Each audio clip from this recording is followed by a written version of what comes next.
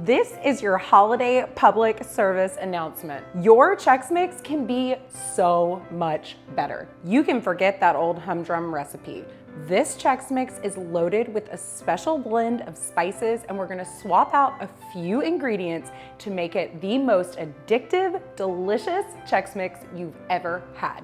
I'm Kelly Anthony, this is the Anthony Kitchen, and in this house, we are all about using great recipes to bring you, your family, and your friends closer together. We're gonna start with the Chex. You can't have Chex Mix without Chex cereal. So we're gonna have Wheat Chex, Rice Chex, and Corn Chex. You're gonna need 2 cups each, so just measure it out and then we'll add it to a big bowl.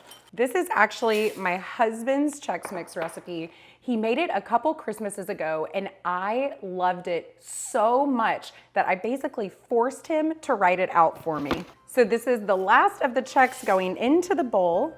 All right, still keeping in line with standard Chex Mix ingredients, nothing super exciting yet. We're gonna add in some pretzel sticks. Pretzel sticks in the bowl. We're also gonna add some rye chips. And a super fun, super delicious addition, Bugles. They add the perfect texture to this Chex Mix. And last but not least, we're gonna add in some bagel chips, 1.5 cups.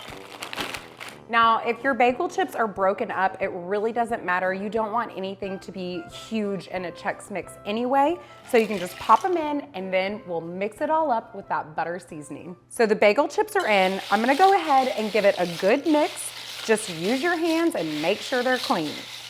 So to spice things up, we're gonna be using a Creole Seasoning, seasoned salt, garlic powder, a little Worcestershire, and some hot sauce. Gonna add 1 tablespoon of Creole Seasoning. Now, if you are sensitive to heat, you could add just 1 to 2 teaspoons.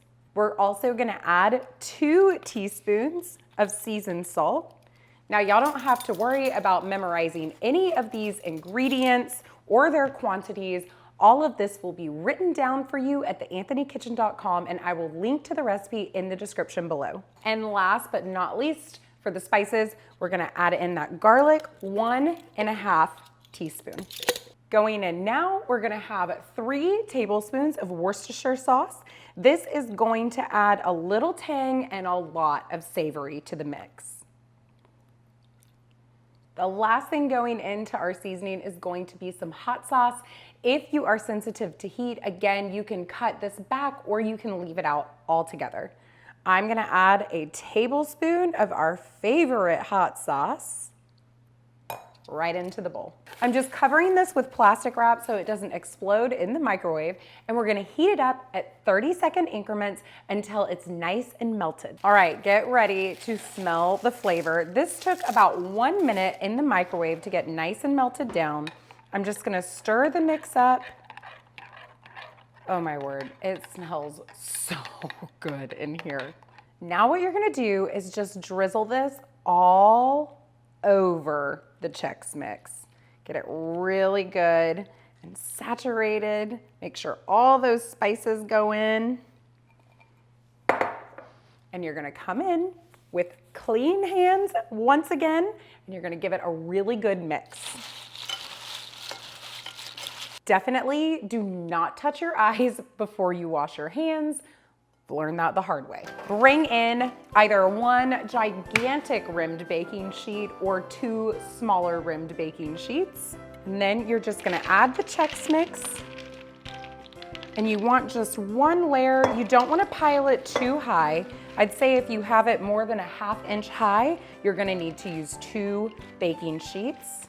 What we're gonna do now is bake this at 275 degrees for 30 minutes. Don't get carried away and try to bake it at a higher temperature. Because we've got this all coated in butter, you really need to cook it low so that it gets really nice and toasty, but it doesn't burn. Once the 30 minutes is up, you're gonna take the Chex Mix out of the oven, just give it a really good toss and pop it in for just 15 minutes more. All right, the Chex Mix is all finished. I can't even tell y'all how amazing my house smells right now. For sure the best smelling house on the block, maybe even in the state of Texas. You can see we picked up a little color in the oven. Everything's looking really good and toasty. I'm just gonna let this cool and then we're gonna dive right in. We absolutely cannot wait any longer. I've been taste testing as it's been cooling, and as promised, it's got the perfect amount of spice, big flavor, and you get lots of yummy buttery notes. This is the best. We're diving right in, and I am transferring this to a big bowl, perfect for snacking. But if you're making this for friends or in advance for the holidays, this stuff freezes extremely well. You can just transfer it to a gallon-sized, freezer-safe zip-top bag and freeze it for a couple months, probably up to 3 months, still be great. All right, guys, so here you have it, your new favorite Chex Mix recipe. Crunchy, salty, and totally full of flavor. If y'all are looking for more yummy nibbles to add to the holiday lineup, be sure to check out our salty sweet haystack cookies next. Before you go, don't forget to click that subscribe button. Thank you guys so much for watching, and I'll catch you next time.